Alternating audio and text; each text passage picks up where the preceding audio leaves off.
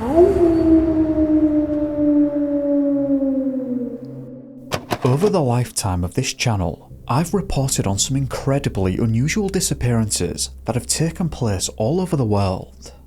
I've handpicked a few cases that I've covered in the past that truly confused and baffled everyone investigating them. Whether that was loved ones, sheriffs, detectives and other investigators, all the way to an entire country in one instance. This one's over an hour long, so let's begin.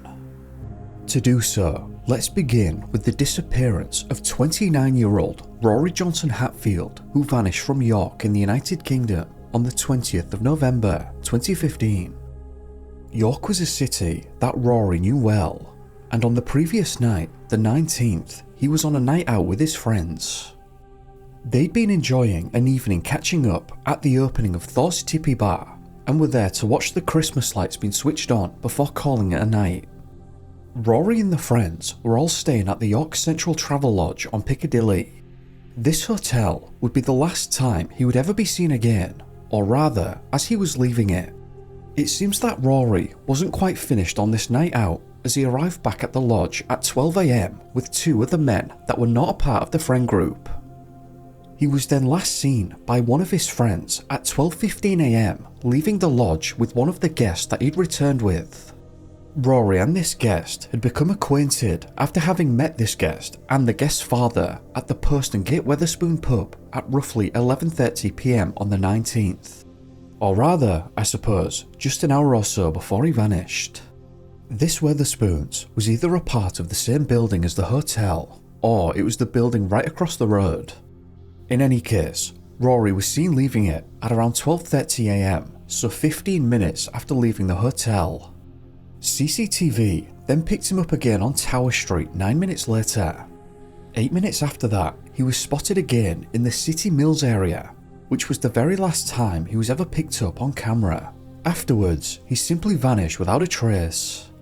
It wasn't realised that Rory had gone missing right away. His friends did know that he hadn't made it back to his hotel room, but presumed that he might have met someone and could have just been staying over somewhere. It was when he failed to turn up for work on the evening of the 20th that people realised that something was wrong. When law enforcement began their investigation, initially they believed that Rory must have gotten into some difficulty while walking near the River Ouse around the Skeldgate Bridge area, because this was roughly the point at which he was spotted on CCTV after 12:30 AM. An extensive search was undertaken by the authorities and professional search and rescue personnel. But these searches around York itself, as well as the underwater searches, failed to reveal even a hint of Rory. It's not clear what, but it seems that something bad happened to Rory between Tower Street and City Mills. Now, nothing is sounding too unusual at the moment, so let's get bizarre. The CCTV footage in question and members of the public who'd seen him didn't just spot him. The footage and people's testimonies were somewhat peculiar. In these testimonies, it was stated by the people who saw him that he was running and it seemed like he was displaying the behaviours of a person being chased. The problem? There was absolutely no one chasing Rory, either on foot or by the use of a vehicle, which was confirmed by the CCTV footage also. Shortly after displaying this unusual behaviour, and once he came to a halt from running away, he was then last seen on the balcony of a care home, meaning that he climbed up there. Just what exactly scared him so much that he was actively running away and climbing up the side of a building to get away from? What was happening and what did he think was happening? You can only presume that for one reason or another, something must have scared him. So did he believe that there was a source of danger nearby or chasing after him? This probably doesn't need to be said, but all concerned and his family stated that all of this was completely out of character. Although the 8-year anniversary of Rory's disappearance is looming, North Yorkshire Police has never found any definitive leads pointing to what happened. Accounts from friends suggested that he hadn't had too much to drink and only had 2 pints. His father, Doug Hatfield, says CCTV of his son on Skeldgate showed him seemingly jogging before he managed to get into City Mills, suggesting he was running away from something. Doug said Rory was last seen jogging down Skeldgate. Then he scaled a 6-foot gate to get onto the balcony and was seen by a resident at the care home. We have to wonder why he was doing this. He must have been chased. Doug added, unless there is proof of foul play, law enforcement are very lax about the investigation of missing people. Rory got no publicity outside of Yorkshire. We've never had any national coverage. So, as explained by his friends, Rory hadn't had too much to drink, and based on everything that has been reported, I don't believe that there were any other kinds of substances involved either, at least nothing that is known. Could something have been put into his drink that he didn't know about which caused him to behave that way? That's speculation of course, and there's no actual evidence of that. I must admit, for the most part, I find myself in agreement with Doug about Rory believing there may have been a threat posed to him somehow. The problem is that, as said, CCTV nor anyone present actually saw anyone chasing or coming after him. So at the very least, Rory may have believed that he was in danger. It isn't really clear what was going on to cause this, but this kind of unusual behaviour, especially if you've been watching the channel recently, has come up a few times now, despite there seemingly being no perceived threat present at all. In the previous video, I covered the disappearance of Suvik Paul, who also scaled a fence with some suggesting that he may have been trying to get away from someone. In the video prior, David Plunkett began screaming out of nowhere during a phone call. His parents were on the phone with him at the time and called it an unearthly howl and stated that they had no one else present and no sort of commotion happening. I'll leave a link to both videos in the description below if you want to open a new tab. So, what caused Rory to begin running? If there was no CCTV or visual evidence by passers-by of Rory being chased either on foot or by car, what happened that made him experience fear in that moment? I say fear because, as said, the people who saw him, they described the scene as someone appearing to be chased, but also no one seemingly doing the chasing. I've just had to come back and edit this in afterwards. But interestingly, the guest that Rory was with didn't even realise that he'd left. He believed that Rory had just gone to the toilet. Did something happen inside the toilets then? Did he see something he wasn't supposed to? I've no idea, but that fact certainly needed to be included here. Continuing on. Since that night, Rory has never been found. On the 21st, the day after he vanished, police searched the river around the spot where he was last seen. A second search involving kayaks and cadaver dogs searched a 6-mile stretch of the river. Police made multiple, extensive searches of that river during the time of his disappearance. The search dogs never picked up a scent to indicate where he might have gone from the balcony. When these searches failed, a further search was undertaken by Rory's family alongside the help of the York Rescue Boat Service and the International Rescue Service, which also didn't uncover anything. The family searched the riverbanks themselves, and drones were put up into the air, which flew along 56 miles of the river on both banks, which also found nothing. A renowned search and rescue team from Bolton wanted to have a go, and they brought in more search dogs and had them travel along the whole length of the river over the duration of their search, which was also not successful. Sonar scans were also used in the water on multiple occasions during the searches, but nothing was working. Just to clarify here, according to the locals, the bodies of the majority of people who enter the water are usually found, but it wasn't happening here. Doug didn't even believe that Rory had actually entered the water. On the 16th of November 2017, he said this: "We've always maintained that Rory hasn't gone in the river. The police finished all of the searches just recently. That's 2 years down the road and there's been nothing found whatsoever. We need to move on from the river." The problem is, there's no real evidence of anything. After he scaled that gate and got up to the balcony, there's no evidence of foul play after that point, nor is there any evidence that he went into the water. Law enforcement just presumed that he had, but in reality, the whole time after he was sighted on the balcony is just one big question mark. It's like he was just plucked from the face of the earth and vanished. While researching this case, I came across a number of comments sharing a similar idea that gained traction, but doesn't really make too much sense. That being the notion of, perhaps he wasn't running out of fear, but instead because he needed the toilet. The idea being put forward here is that he ran to the river to take a leak, overbalanced and fell in. This does actually happen on occasion, but the problem here though is that there were toilets inside the Wetherspoons and the hotel, which was far closer than the river. So I don't believe he was running near the hotel area, bypassing the toilets there to use the river a quarter of a mile away across a bridge. And in that scenario, why would he also scale a gate and climb up onto a balcony? It seems to me, almost certainly, that he was running for another reason that has never been and likely never will be understood now. With that, I've exhausted all of the information I could find about Rory, so let's now visit the United States of America.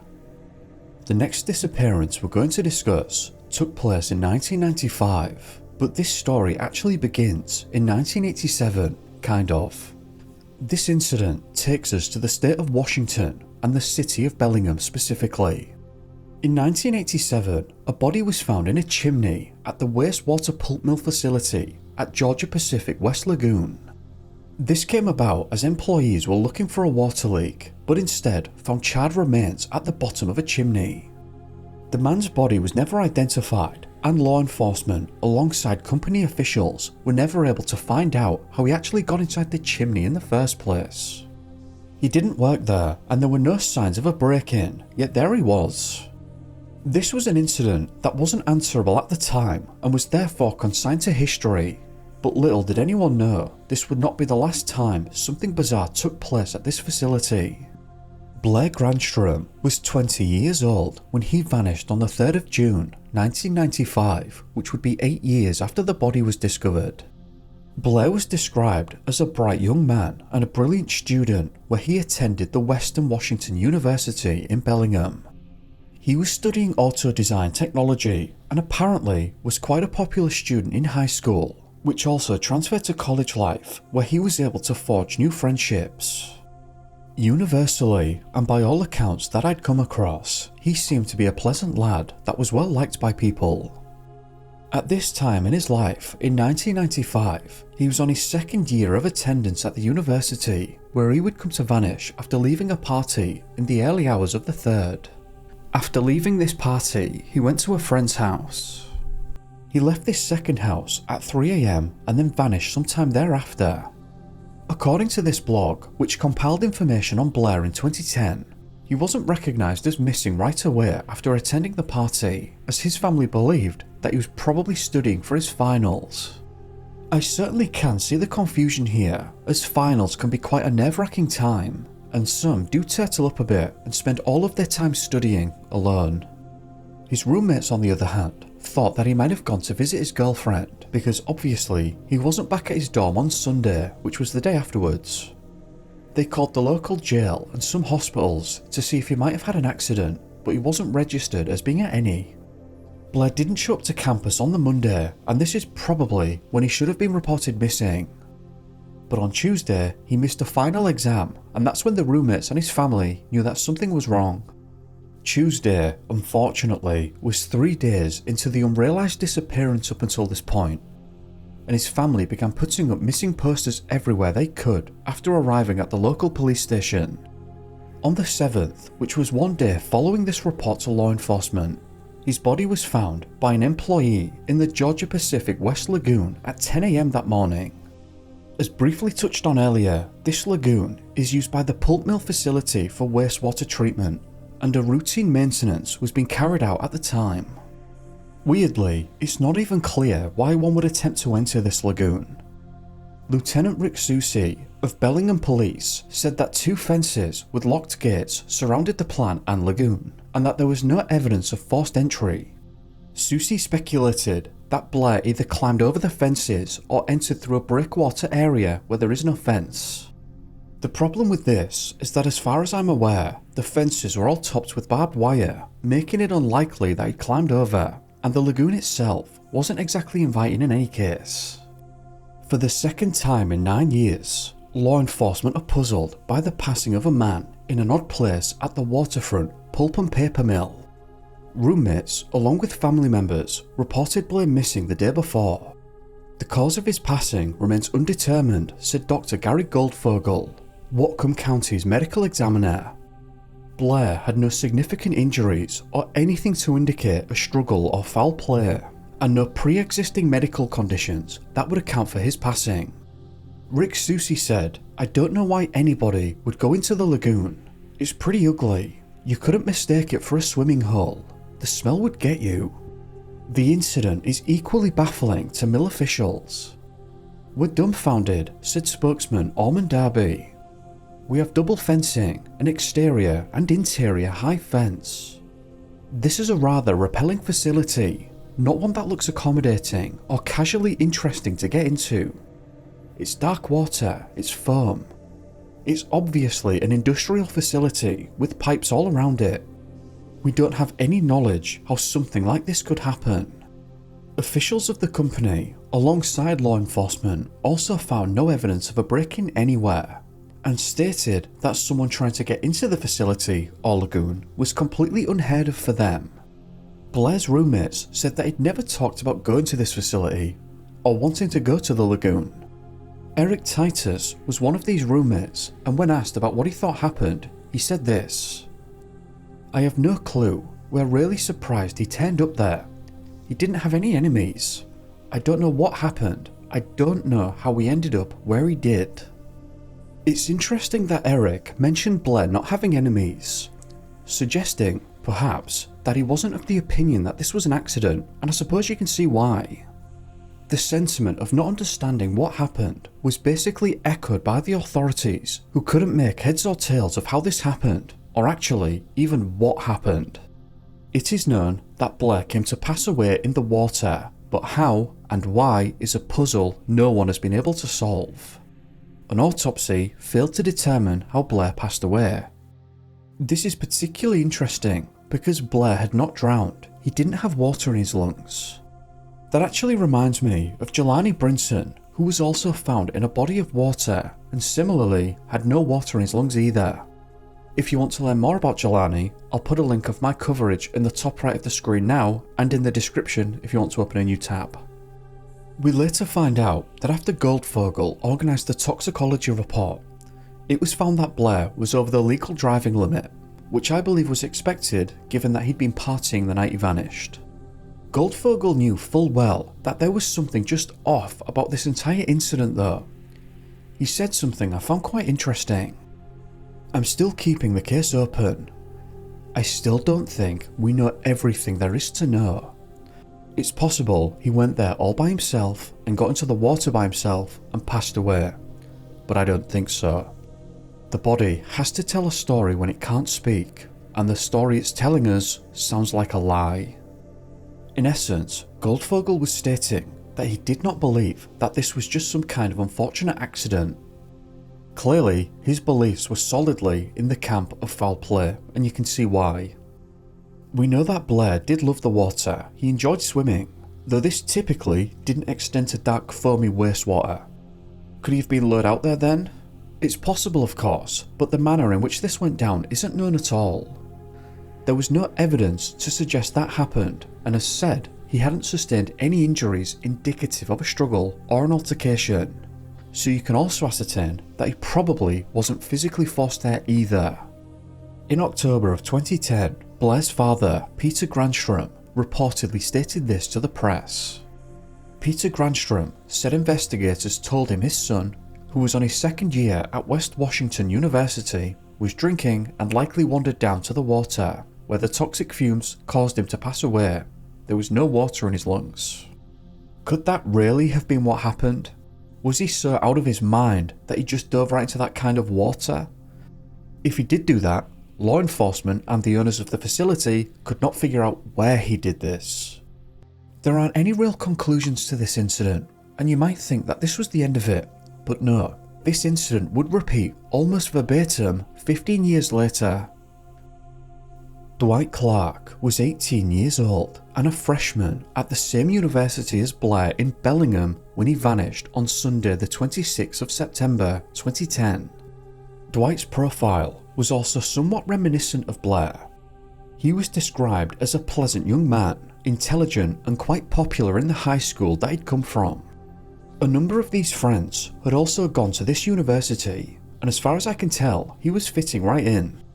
Dwight was new to the city and had only moved to Bellingham about a week before he disappeared. so I'm assuming he wasn't yet all that familiar with the place. But at the university itself, he was liked and was able to get along with people. On the night Dwight vanished, like Blair, he'd left the party. This one we know took place on Grant Street, but Dwight wasn't alone and was with a friend of his named Jonathan. Similarly, as you might imagine, they were drinking that night, but upon leaving, his friends would later note that Dwight actually hadn't had too much to drink while he was there. From the party, they walked together to what is now known as Billy Frank Jr. Street, which is where Jonathan lived. I'm not sure if they continued drinking at Jonathan's, but it seems that they did have some weed, and in the early hours of the morning, approximately 2 AM, he left to walk to his dorm alone. He never made it back to his dorm that night, and this was the last time he was ever seen. Something took place during this walk that would cause Dwight to vanish so thoroughly as to never be seen again. While there was no indication of what happened to him during this walk, there was this. Friends of Clark, who graduated with honours from Auburn High School, said Thursday that the focus on downtown is because a blank text message was sent from his cell phone at about 2:40 AM, which is 40 minutes after police believe he left the party. Police traced the text message and determined it was sent from the downtown area, the friend said.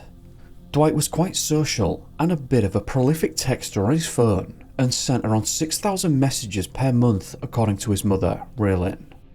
This was to his friends and family, so people were quite quick to realise that something was wrong when these messages just ceased. He also failed to attend his lectures on the Monday morning, and he was reported missing on the evening of the 27th, the day afterwards.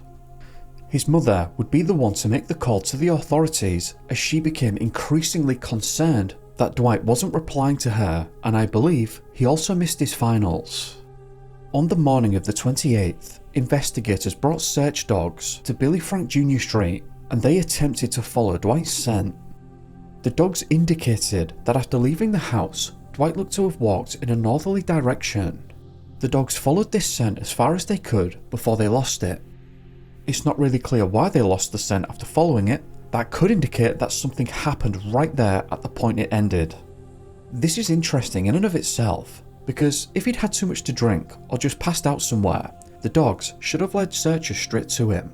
This never happened, but whatever the case may be, authorities now had a point to focus on and searchers flooded the area looking for him.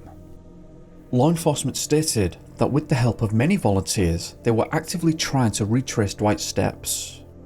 There wasn't anything obvious that might indicate a struggle had taken place anywhere around the point at which the dogs lost the scent. The press were talking to his friends, and they relayed the fact that just outright disappearing was completely out of character for Dwight. They said that he was a bit shy at first, but quickly opened up and was the type of guy that you'd just immediately become friends with, because he was funny and very friendly. They were making the point that Dwight wasn't the type to have enemies, and that it was completely bizarre that he hadn't been found. As the search via dogs and boots on the ground was ongoing, investigators entered Dwight's dorm room and searched it looking for any kind of evidence that might explain his absence. But there was nothing there that gave any kind of an indication that he was going to leave or anything to that effect. To compound that fact, police went on to say that his disappearance was leaning towards the unusual side because his car remained at the location Dwight parked it on campus, and his bank account hadn't seen any activity since he vanished. This pretty much ruled out the idea that for some reason Dwight had just up and absconded in his car. Dwight was also enjoying his time at the university, it seems, so this doesn't seem to have been a purposeful act. Raylan had been discussing plans with him about going on a camping trip, but Dwight didn't want to go because he didn't want to miss any of his classes. He also had a girlfriend at the time called Danielle, who based off the articles, he seemed to like very much. Dwight's medical history was questioned, but Raylan travelled all the way to Bellingham to help search and relayed that he didn't have any medical issues. I get the impression that while everyone was hoping for the best, she, alongside everyone really, knew that something was very wrong and likely suspected foul play. Virtually everyone that came into contact with Dwight on the day that he vanished was questioned, but no leads came of this. In fact, it was found that he was happy on the day he vanished. He hadn't been part of any altercations or anything like that. To be clear also, and again, people present at the party stated that he didn't have too much to drink and he was coherent. Based off all the factors present, Police Chief Randy Stagmere said that the department was perplexed by this case and that they were hoping for a break somewhere. But that break just never seemed to come. After the search dogs lost his scent somewhere downtown, that was his last known location. Days after he disappeared, on the 1st of October, search dogs were said to have been interested in the Georgia Pacific West facility. Law enforcement did focus on this area for a while, both on land and in the water, but after these searches failed, they thought they needed to move on. This seems to be quite the distance away, and I'm not really sure why, but this article suggested that the searchers focused on Lake Padden. It seems that Dwight's family wanted further searches made of the area that the dogs were early interested in near the facility. So with that, Dwight's family privately hired a search dog team whose dogs picked up a strong lead. Meaning, 2 separate dog teams now had seemingly caught Dwight's scent near the facility, so for some reason that wasn't really clear to anyone, it seemed as though Dwight must have been there. Attempts had been made all throughout the search at pinging the phone, but investigators said that they weren't able to determine if the phone had been turned off, if the batteries ran out, or if it had broken, which in hindsight could have indicated that it might have been in the water, and given that they had a scent there, might have been a good idea to stick around for longer. As the days dragged on, Schneider said a frustrating realization developed. As we've put out all this information, all this coverage, all this volunteer effort, you realise this isn't garnering a lot of results. We're not developing a meaningful explanation. The lack of developments isn't just frustrating, it's adding to the case's mystery. This is really outside the norm. Schneider's comments were proven to be correct in the end. 11 days after Dwight vanished, his body was found in the water at Georgia Pacific West Lagoon. This must have brought back some memories and deja vu for the medical examiner, Dr. Gary Goldfogel, as he was once again tasked with trying to explain what happened to Dwight. The moment that he'd heard all of the details surrounding Dwight's disappearance, one can't help but wonder what might have been going through his mind. Dwight likely was in the Bellingham Bay during the 10 days in which he was missing and passed away in the water, according to the preliminary findings released by the medical examiner. Dr. Gary Goldfogel performed an autopsy and found no signs of inflicted trauma or internal injuries in Dwight's body. Goldfogel has not ruled out the cause and manner of Dwight's passing and will need to complete further studies. That is highly unusual. Goldfogel had now examined 2 bodies who'd seemingly had a very similar experience. He was not able to determine a cause for either Blair or Dwight. To be clear, unlike Blair, Dwight had drowned, but Goldfogel nor the authorities could figure out the manner in which this came to be. This passage highlights the problem quite well. The findings likely rule out the possibility that a crime occurred, spokesman Mark Young said. Orbit and others were left to wonder now not where their friend was, but why and how he came to pass away. I just want to know what happened to him, said a friend. Detectives will continue looking into how and under what circumstances Dwight got into the water. The quote earlier by Goldfogel in relation to Blair was quite interesting. The body has to tell a story when it can't speak, and the story it's telling us sounds like a lie.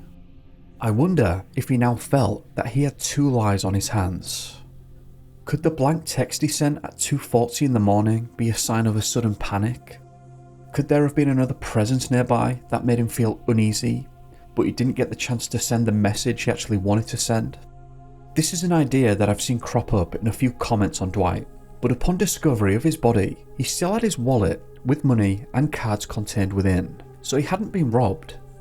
His phone was also still on his body. For a person that didn't seem to have any enemies, it's difficult to come up with a motive for foul play, especially since he hadn't sustained any injuries. No form of an explanation ever really came in explaining why Dwight was down there, and why, and how even, he actually entered the water. A year after this incident took place, this was reported and it's quite apt. What compelled him to go down to the water that night remains as much a mystery today as it was then, said Randy Stagmere. On that relevant note, let's now travel across the world. On the 8th of January 2017, the serene beaches of West Java, Indonesia, became the setting of a very unusual incident that captures the unpredictability of nature and a baffling disappearance. Here, on a day like any other, Nining Sunasi, 52 years old at the time, and her family were spending the day together on the sands and in the waters of the Cyprus beach. They'd been holidaying together in the city of Sukabumi, and on that day had travelled down to Cyprus beach. The Sunasi family picked a spot they liked the look of and set up for what was supposed to be a nice outing together and a day full of relaxation and play with the younger ones. As the day unfolded, that was exactly how they spent it.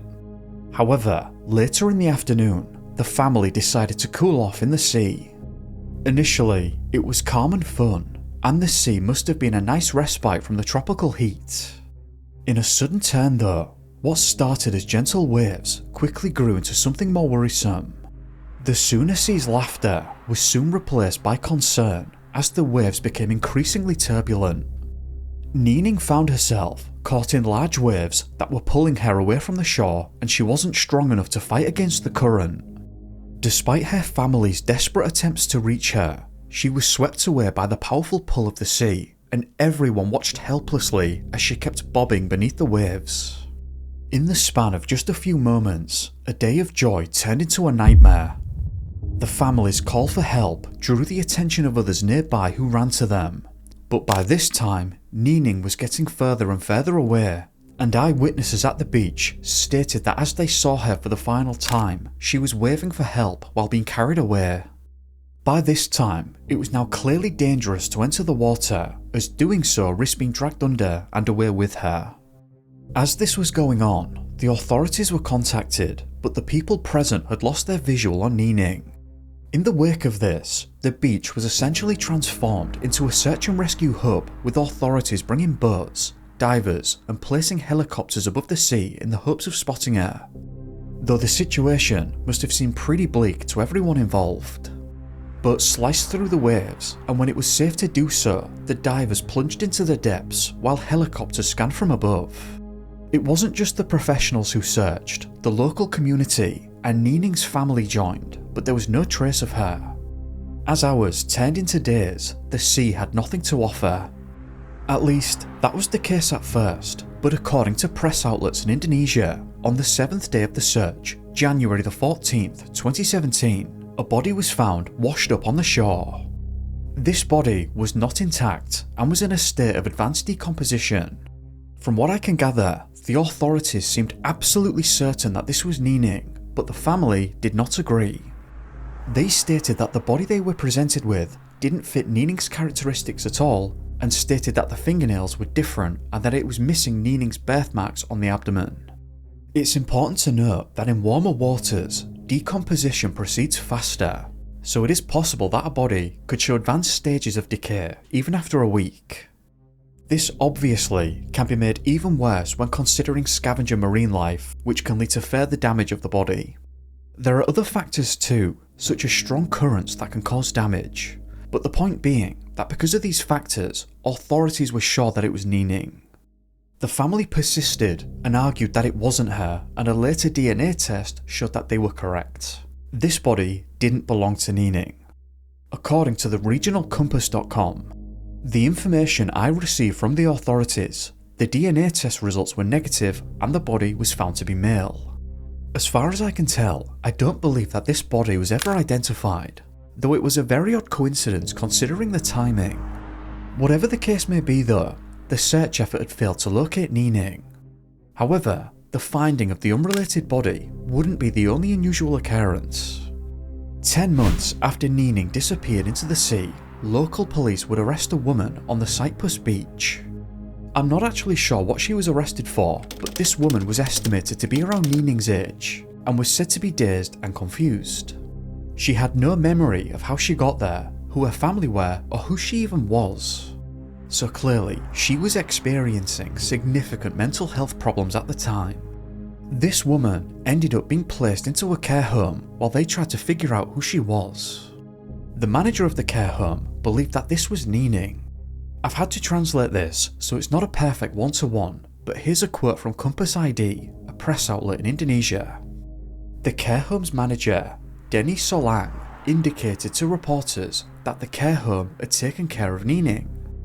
Denny confirmed this during a meeting with the police at the care home, which is for people with mental health issues. Denny said Nining was arrested by Satpol public order officers at Cyprus Beach in November 2017. She had no ID and was difficult to talk to.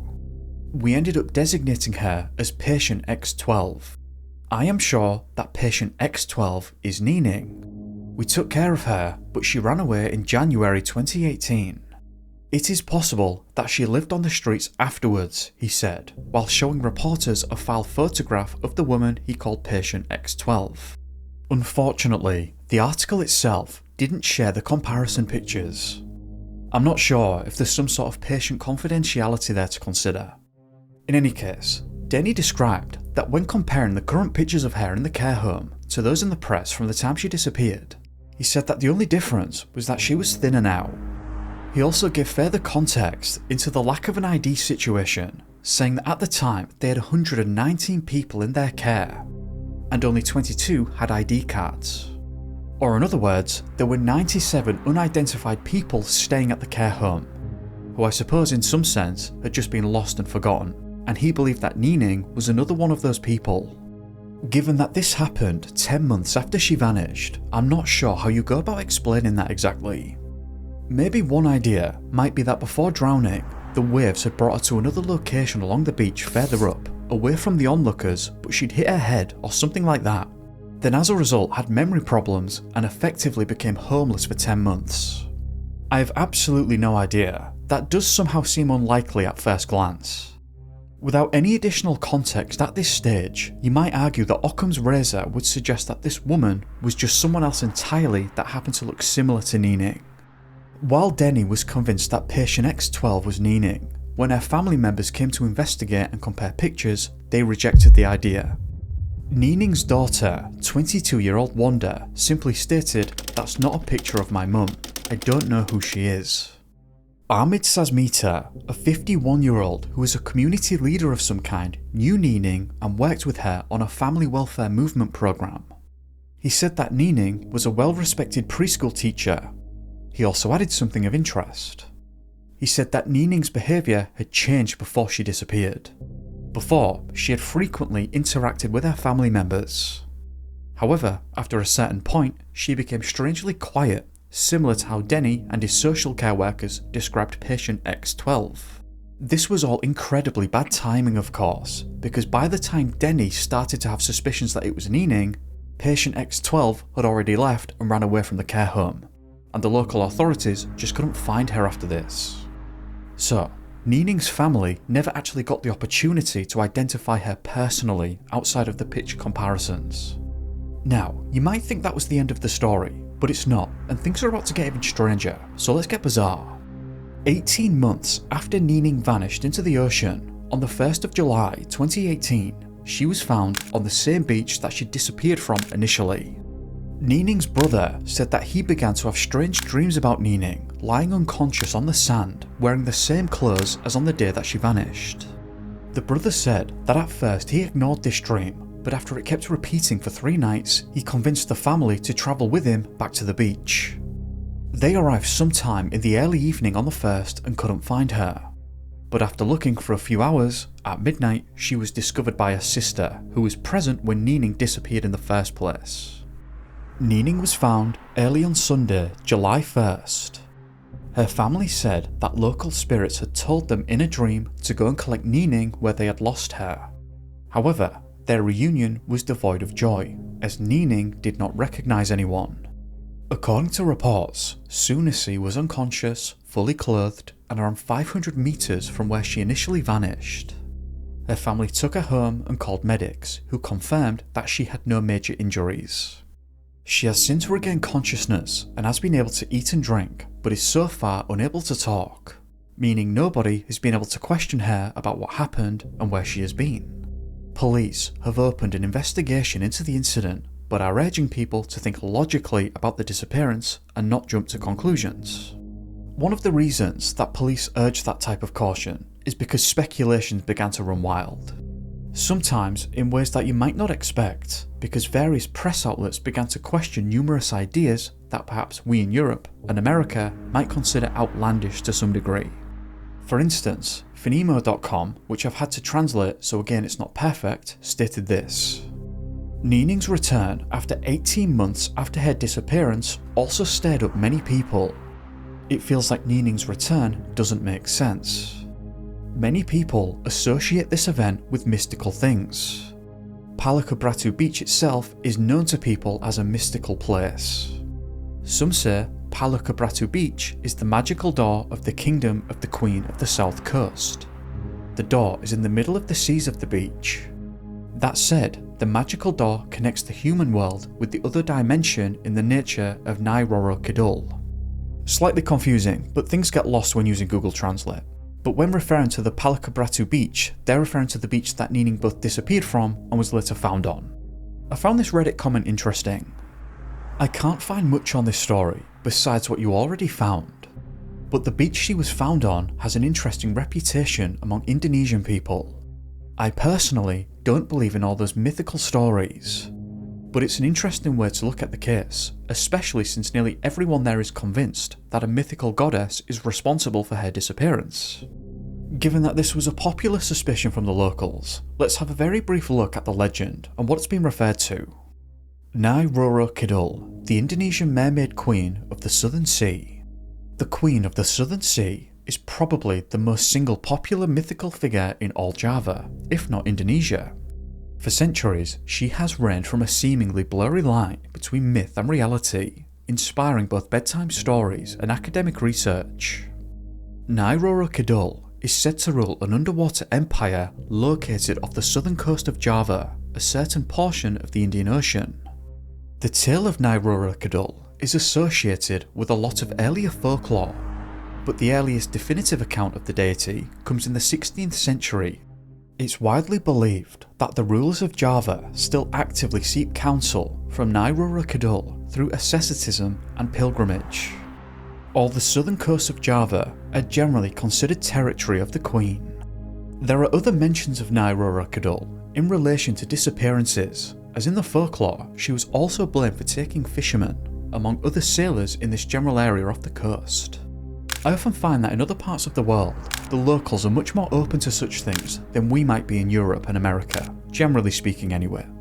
That aspect aside, when Nining was found, or returned I suppose, as the locals might argue, her family stated that she was soaked through, that her hair and clothes were full of sand, and that she was in a state of disorientation and wasn't able to communicate. They also stated that she was wearing the exact same clothes as she disappeared in initially, but her clothes clearly had not been eroded by the sea. This only leads to further confusion though, because whoever patient X12 was, surely she'd been given some fresh clothing inside the care home. I can't imagine, if that was Nining, that she'd been wearing the exact same clothes for 18 months now. In any case, Nining was taken to hospital after being found. There, they said that it was like she was unaware of the presence of others and didn't or couldn't communicate. Tommy Herman Sear, a psychiatrist at the hospital, stated that she'd been suffering from mental health issues and that she would withdraw quite a lot. Tommy said he was still unable to ascertain what had happened to Nining and that she remained quiet. Questions surround what exactly happened to Nining. Doctors said that Nining was physically healthy. She had no injuries and showed no signs of dehydration. It was hard to believe that she was lost at sea for 18 months. This could mean that she hadn't sustained a head injury, but instead, if she had literally been homeless for 18 months, it could be that everything that happened to her really took its toll mentally. Although, if the sea did push her back onto the beach at another location, that must have happened fairly quickly after she went missing, because you can only tread water for so long before drowning. Perhaps the incident shell-shocked her to the point that she had a medical emergency that then affected her memory. Is it really possible that she might have washed up further along the beach moments after disappearing, completely lost her memory due to a medical event, and walked off and became homeless for 18 months? Tommy said that time and intensive care would be needed to help Nining come out of her mental isolation that had ensnared her. Apart from the support of those close to her, Nining's will was also important. Until this happens, questions will still be abound regarding the connection between Nining and patient X12. This incident was well and truly swept under the rug because there are just no updates to this at all. The last mentions of it come from around July of 2018. So, I suppose that leaves us with a few questions. What exactly happened to Nining on the day that she vanished? Was she washed ashore shortly after the incident? Was Nining patient X12? Or were the locals correct in suggesting that something, perhaps out of the ordinary, had taken place? Or did something else entirely happen? For those interested in the Missing 411, I thought we might have a look at some of the Missing 411 profile points and see if there are any that are relevant here. First of all, a point of separation. I suppose you could argue that once she entered the water and could no longer be seen was the moment of separation. The Missing 411 states that a vast majority of the disappearances included in its umbrella occurred during the late afternoon, which this one also did. Disability or illness. This one is more difficult. It certainly seems that once she was found, she was suffering mentally. And the comments made by Ahmed Sazmita may point to a change in her behaviour or mental state before the disappearance, but this one is unclear. Disappearances often occur near water, boulder fields or berry patches. This one checks out. The missing is found in an area previously searched. This one also happened. In the case of a reappearance where the person is alive, they are often confused and not sure how they got to where they were found. Yeah. In the vast majority of cases, there is a weather event during the time of the disappearance or later affecting the search. I suppose the sea getting rough constitutes that. From what it was said, it was quite sudden.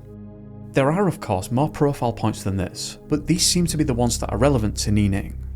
I'm in two minds about whether or not this would constitute as a Missing 411 entry. What do you think?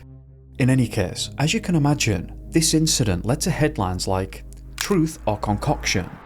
The family of Nining Sunisi, an Indonesia woman purportedly swept out to sea a year and a half ago, being found alive at the same spot she went missing. I then came across this comment. I can't help but be reminded of the case of John Darwin, who passed away in a canoeing accident only to walk into a police station 5 years later claiming he had amnesia. I've never heard of John before, so let's have a look.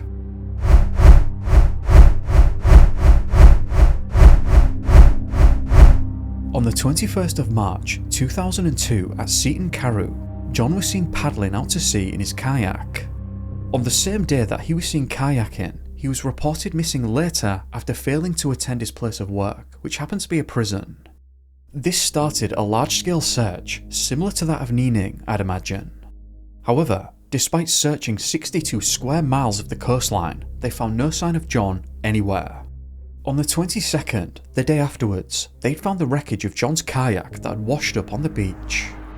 The red canoe called Orca was found in several pieces in the North Gare area of Seaton Carew, Hartlepool at around 5:30 PM yesterday.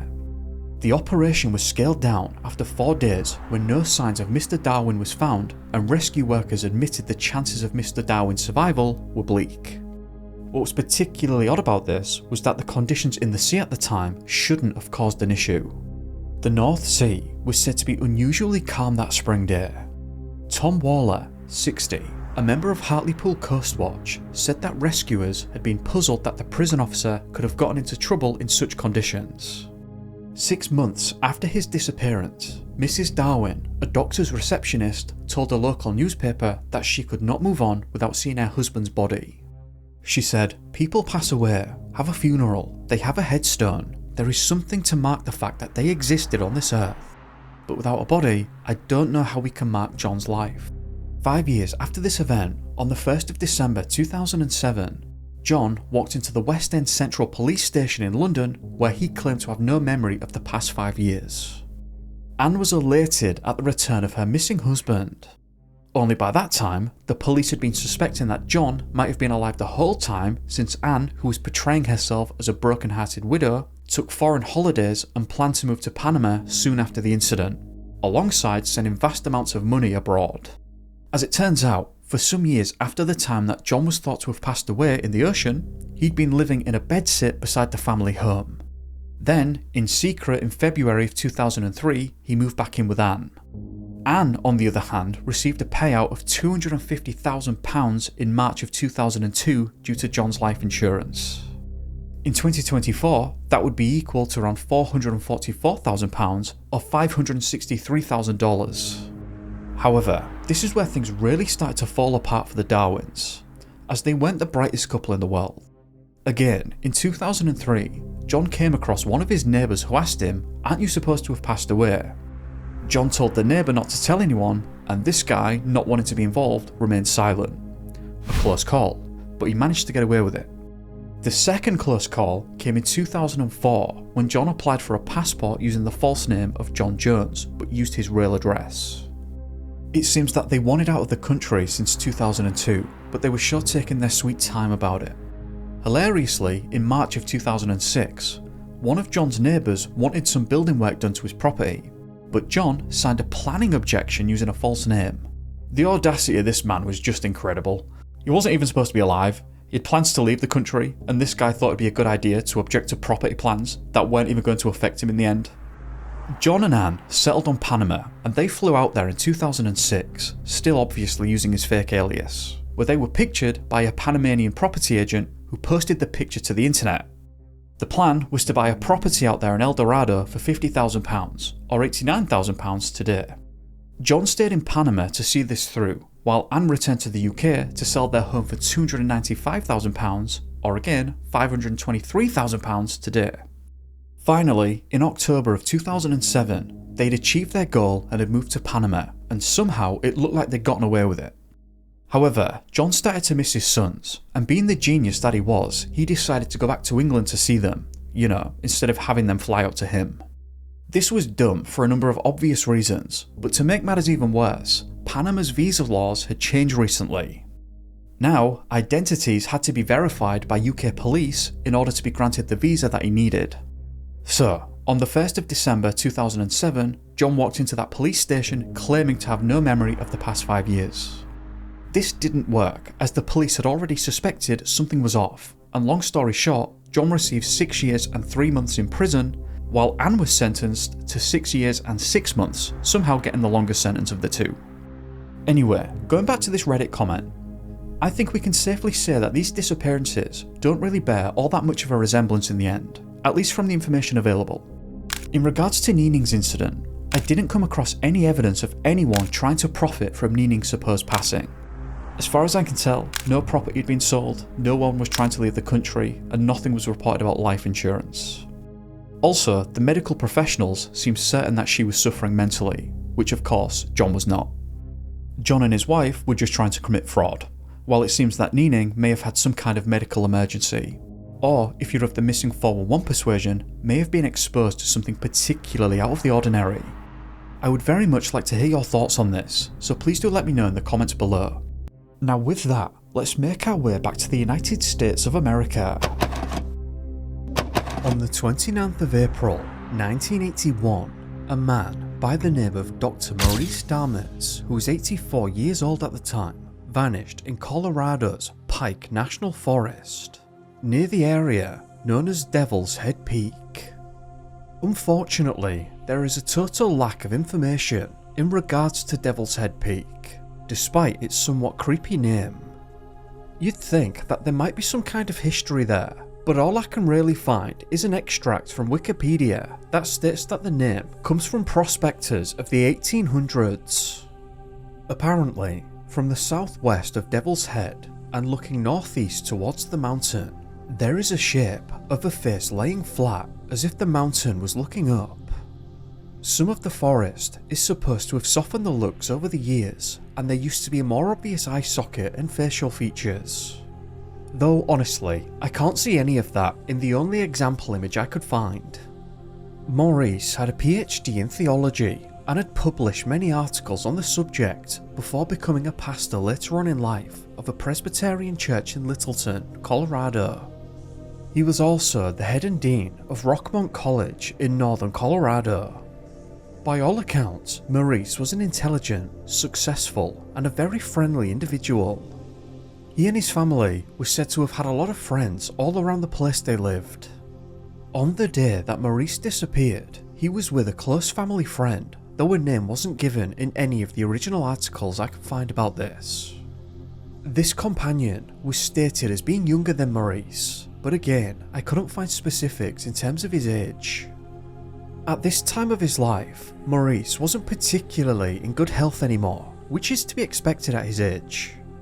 Some sources stated that he had bad legs, though based on what I can find online, I'm led to believe that he had problems with his knee specifically, and he was considered disabled. At this point in time, it was said that he wasn't really able to get around without assistance, but thankfully, he and his family were well liked and they had a lot of friends. So Maurice was still able to get out and about doing the things he loved with people he liked. It was also stated that Maurice had a blood disorder, which was another factor of his disability. While again, I couldn't find specifics, I believe that this is also something that required him to have assistance and prevented him from being able to travel very far on his own.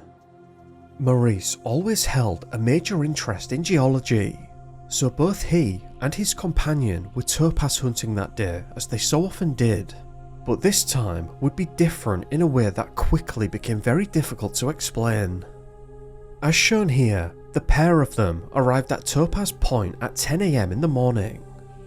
The companion parked the car on the roadside and they walked between 50 and 200 yards from the road based on the article reading. And they walked until they found a couple of spots that they wanted to dig. They separated so they weren't getting beneath each other's feet, though each pit was said to be very close together, to the point that they were still able to communicate with raised voices. They each had their own bag with some gardening tools to help them dig, and I believe they did find some topaz at this location before stopping after 2 hours. At this point, which was said to be around 12 PM, they got together, chatted and had dinner in one of the pits, Maurice's, I believe. After relaxing with this makeshift picnic for around an hour, they decided to get back to it but wanted to dig at a new spot. They then followed the same procedure, walked for between 50 and 200 yards away from the road and found two spots that I believe this time were a little further away from one another.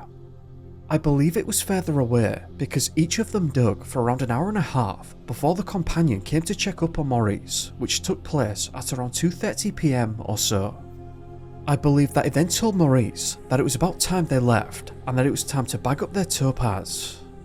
The partner left for a few minutes, though some say this was 15 minutes, finished up, put his things together and then carried them back to Maurice's pit, only this time to find Maurice wasn't there. The search for an 84-year-old man reported missing in the Pike National Forest near Devil's Head Peak resumed at dawn today with the aid of a Fort Carson helicopter. Dr. Maurice Darmes of Boulder County was reported missing about 3:30 PM Wednesday, the Douglas County Sheriff's Office said. Darmes was last known to be in the area rock hunting with a younger companion, a spokesman said. On Thursday, 6 members of the El Paso County Search and Rescue Team joined the search, which was centered in an area of rough terrain about 3 miles south of Devil's Head. Ron Holliday, president of the local team, said about 80 volunteers scoured the area Thursday trying to locate the man. Darmes and his friend were separated for a few minutes and the friend could not relocate Darmes, Holliday said. Darmes is known to complain of chest pains when he walks for extended periods of time and was wearing only light clothing. You'll notice in this original article from the time Maurice disappeared, it said that they were separated for a few minutes. Other, more recent articles say this time was 15 minutes, so I'm not sure what to think there. Anyway, this article was interesting and a slight contradiction because this article didn't mention anything about Maurice's legs or a blood disorder, stating that Maurice's problem stemmed from chest pains after walking for extended periods. The insinuation perhaps being that Maurice could in fact walk these longer distances, though it would cause him great discomfort to do so. The friend, on the other hand, was said to be confused and didn't really understand what had happened because he didn't think that Maurice could have made it back up to the car without his help. The indications pointed to the idea that Maurice had cleared up in the pit because you could see where he'd been sitting, and he'd rebagged his gardening tools because they were also not present anymore. The partner went back up to the car thinking that Maurice must have headed towards it without him noticing, but he wasn't there. He then travelled back down to the pit and began calling for Maurice into the forest, but there was no response. He said that there was nothing present to indicate that something bad had happened in terms of animal predation, which was ruled out very quickly. The reason that was ruled out almost from the get-go was because, frankly, and without being too descriptive, it is very obvious and very messy. In addition to that, the companion would likely have heard that go down. I get the impression that he wasn't really sure about how to proceed from here, so he went back up to the car and began honking the horn, presumably thinking that Maurice must have walked off the wrong way. Again, there was no response, and he spent the next 40 minutes walking up and down the road into the tree line and back to the pit Maurice was digging, but there was just nothing. He didn't see or hear Maurice or anything out of the ordinary. He also hadn't heard or seen any other cars or anyone else present. After 40 minutes of searching, finally another car did pass and he was able to flag it down, and now local law enforcement were made aware of what had gone down. A deputy arrived and searched for a short time with him, but they basically repeated what had already been tried, and then the authorities called for professional search and rescue teams. This search began the same day that Maurice disappeared and grew throughout its duration. About 200 searchers failed to locate an 84-year-old man lost in the Pike National Forest near Devil's Head Peak. The search for Dr. Maurice Darmetz of Longmont was called off at dark and was scheduled to resume at dawn today. He has been missing since Wednesday afternoon. He was reported to be in the area rock hunting with a companion, but could not be located after the two were separated for a few minutes. Again, a few minutes. I'm not sure where 15 minutes came from.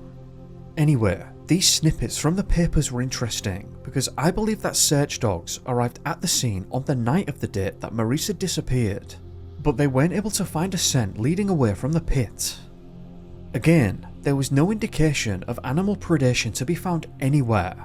The ground wasn't disturbed, and it didn't appear that Maurice had been dragged away or anything like that. Meaning, it appears though the authorities didn't believe that foul play had occurred at the site either. Over 200 people searched for 5 days at this location and never uncovered a single clue as to Maurice's whereabouts, only that they could see where he'd been digging. On the 5th day, search leaders said that they'd exhausted everything they could do and they just couldn't find him, and ended the search on that basis. Searchers failed to locate an 84-year-old Longmont man missing near Devil's Head Peak. The search was called off at dark and was scheduled to resume at dawn today. Search and rescue teams suspended their search Sunday for Maurice pending further clues, said search coordinator Tom Fior. That means that if someone comes up with something, we will go back in. Or in other words, and as said, they really had exhausted everything they could think to do and everywhere they thought to search. I can only imagine that after the dogs failed to reveal a trace of where he might have gone, things became confusing and difficult almost immediately. Now, 2 days after the search came to a close, I found this headline. Because there was absolutely no trace of him, Maurice's family started to think that something seriously out of the ordinary had taken place here. From their perspective, I suppose you can see why. They were a deeply religious family, and Maurice had vanished quite literally without a trace. When the dogs couldn't find a scent, it was almost like he was pulled from the face of the earth, right from his topaz pit. Let's have a look at some extracts from this article. The family of Reverend Maurice Darmetz turned to the Bible Tuesday and said they found the solution to his disappearance.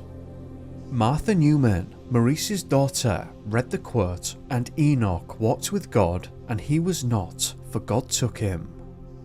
The verse refers to an incident in which a descendant was taken into heaven. Darmit's family believes that's what happened to Maurice, who was rock hunting when he disappeared without a trace. "My father certainly walked with God," said Mrs. Newman. "I really believe the Lord took him home to be with him. I can't imagine him being hurt in any way. He couldn't have disappeared that fast into nowhere. I have perfect peace about it. I don't believe he's suffering someplace. If I did, I wouldn't be able to stand it." Myrtle Darmitz, the minister's wife of 51 years, said, "They can't find a trace of him. I know he wouldn't get lost. He knows that place, every inch of it." A 5-day search for Darmitz was called off Sunday, and the investigation was turned over to the Douglas County Sheriff's Department. Authorities are looking into the possibility that the man may have been taken, but Darmitz's family doesn't agree. Had he been hurt in the forest, they said, he would have been found by some of the many dogs used in the search. They said that had he been taken, they would have received a message or ransom demand by now. Mrs. Darmitz said that when her husband went out rock hunting last week, he was wearing old bib overalls and a white cap. No one would think he was from a rich family. "Maybe someday I'll see him come through the door again if he's still on Earth." While Darmitz's wife and daughter say they have found the answer to his disappearance, Beckman is not so sure. He said there's no recognition in church history of that happening in the last couple thousand years. Well, that's certainly a lot to get into. I do agree with the family that the circumstances of this disappearance are very unusual, but they lose me immediately with their conclusion though, and they seem to change their mind on that later, which we'll get to in a moment. Some things to take from that though are, firstly, it's interesting that Maurice apparently knew this area quite well. I didn't know that up until now, but it seems, based on what was said, that he'd been going to this place for a long time. Secondly, of particular interest is the fact that despite the lack of evidence of him being taken by a third party, the authorities began to potentially suspect some kind of foul play in relation to the disappearance. I find this very interesting because there were no signs of that at the scene, and yet they were suspecting it anyway, at least privately. There was no evidence of him being dragged or otherwise forcibly removed from the area, and there was nothing present to suggest an attack had taken place. So what was law enforcement proposing exactly? Based on what we've read so far, I'm now not completely confident in saying that Maurice wouldn't have been able to walk from the area. Perhaps at a slow pace? Could a third party have made him walk from the area with them? I feel that the dogs would have found a scent trail if that had taken place. The companion said that he hadn't heard or seen any cars at all up until he'd searched for Maurice for around 40 minutes already, so it doesn't seem like Maurice had been driven out of the area. So, what exactly was the suggestion then? Instead, could the suggestion be that he may have been carried out of the area? That feels like quite an odd suggestion, and what would the motive even be for doing so? Also, that sounds like a particularly challenging task in such rugged, hilly and uneven terrain. I do understand the thought process as to why the authorities might have started to lean in the direction of him being taken. You search for 5 days, you bring in over 200 searchers with dogs present for the entire duration. You can see where he'd been digging, but you can't find a scent there or anywhere else. That is pretty strange. The authorities did practically tell the family that if Maurice had been hurt in the forest, and therefore still inside the forest, the dogs would have led them straight to him, but of course that didn't happen.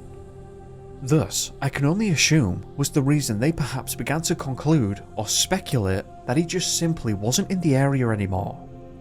But how, why, when, and in what manner exactly could this have happened? The companion did leave Maurice alone for a few minutes, was the quote, or 15 I guess, I don't know, while they both packed away. But I don't believe that he was so far away that he wouldn't have heard him screaming, shouting, or otherwise calling out for help. It also appears that whatever happened to Maurice in that moment didn't happen right away, because as said earlier, it appeared that Maurice had packed away his garden tools first, as they were also missing.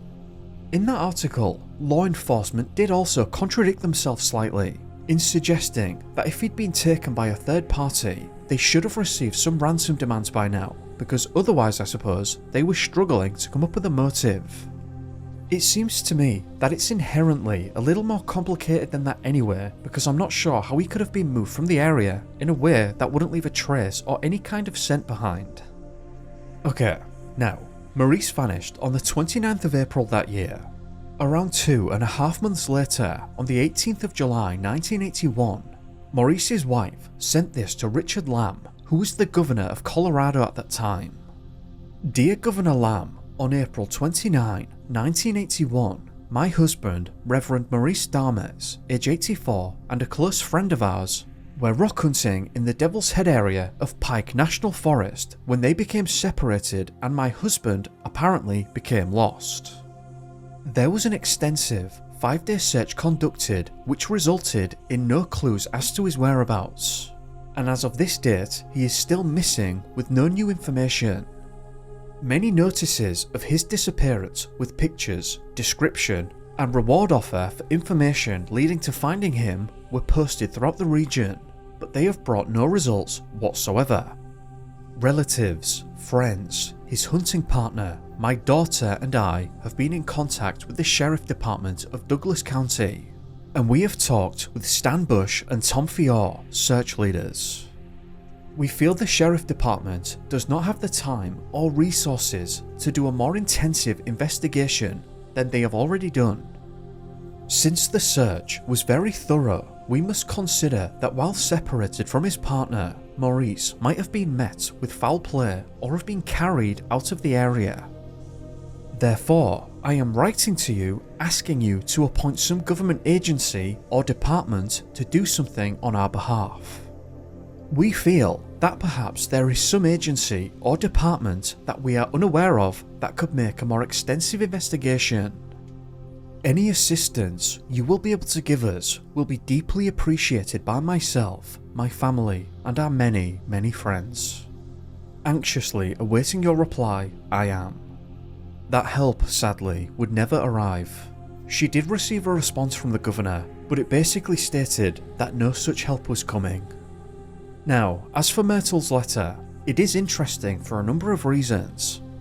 Firstly, as mentioned earlier, it seems that Myrtle and perhaps the rest of the family left their initial, perhaps over-the-top hypothesis behind and started to think that Maurice might have been met with foul play in the forest instead, presumably within the X minutes time span that his friend had left them each to pack. Secondly, very specifically, she mentions the idea and questions as to whether Maurice might have been carried out of the area. This suggests that she doesn't believe that he could have walked so far away and to evade the 200 searchers and dogs that were involved in the search effort. It also lends itself to the idea that Maurice may in fact have had bad legs or knees, or perhaps his heart condition or whatever condition he had was particularly debilitating to the point again getting so far away was not likely at all.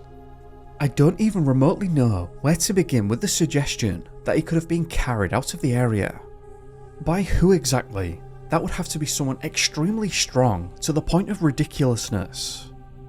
I say that on the basis that the friend hadn't seen or heard any other vehicles around.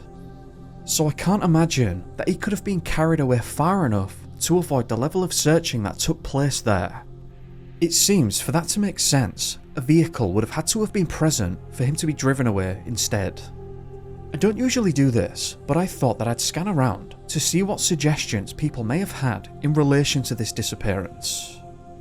I've reworded the following a bit just to get to the gist of what was being said.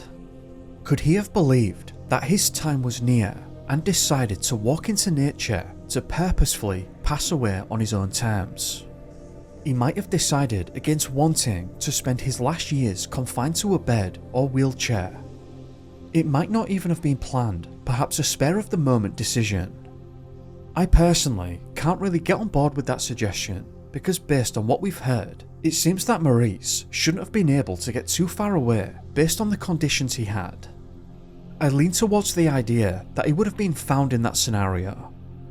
Could he have fallen and received an injury, perhaps to his head? Maybe he wasn't able to respond. I can't imagine someone taking him and disappearing because that makes even less sense. How could someone whisk him away so quickly, taking all his equipment and leaving no signs behind? I'd defer to my previous response again. In that scenario, I feel that he would have been found with over 200 searchers and dog teams in the forest. I agree with the second part of that statement. I feel that a vehicle would have had to have been present in order for him to have been taken so thoroughly away from the area. This next one is interesting, and perhaps might be something many people have potentially suspected over the years, though I could find no evidence to suggest the family thought this next one. The only scenario that comes to mind is that maybe his Topaz partner did something to him and then removed the body. Maybe it was on the same day he disappeared, or maybe earlier. I can certainly see why people could lean in that direction, but that quickly delves into quite personal accusations without any evidence, and a motive is also not clear. As said, it seems that the family wasn't on board with that idea. And I don't have any evidence of this based on the articles, but I'm almost certain that law enforcement would have sat down with his partner and questioned him thoroughly. Based on the fact that he wasn't arrested, I can only assume that they didn't have any evidence of this scenario. When this quote was issued in one of the articles, authorities are looking into the possibility that the man may have been taken, but Darmett's family doesn't agree. I wonder if they, in that moment, were referring to the partner that was never made clear. I could only find this quote in relation to the partner. The companion states that he last saw Mr. Darmetz at the Topaz mine area located 200 yards or so from the picnic area along a steep, roughly forested hill. The companion had accompanied Mr. Darmetz to the Topaz mine because they were acquaintances who often engaged in this activity together. They enjoyed surface mining for topaz in an area very rich with that mineral. Mr. Darmetz was elderly and frail, but with the help of his companion, he could manage the 200 yards to the surface mine, as long as he contoured around the very steep hill. This is reportedly what he did. Just finally, I did find this discrepancy, though I suppose it doesn't really change much. On Colorado's Missing Person Gov website, Maurice's age is stated as being 75 on his disappearance, whereas Maurice's wife and all of the articles relayed 84. Perhaps that's just a mistake on the site, I don't know. I found this quote by a commenter that sums up my thoughts too. I have to be honest, this is one of those disappearances where I genuinely don't know. It's perplexing. I've pretty much exhausted all of the material that I could find in relation to Maurice, so it seems that now would be a good time to hand it over to you in the comments below. That about brings us to the end of this. What do you make of all these disappearances? Do you think they're off and weird somehow, or no? Either way, please do let me know your thoughts down below in the comments. I'd just like to take the time to thank you for watching, and a big thank you to the patrons who've been running around on the screen.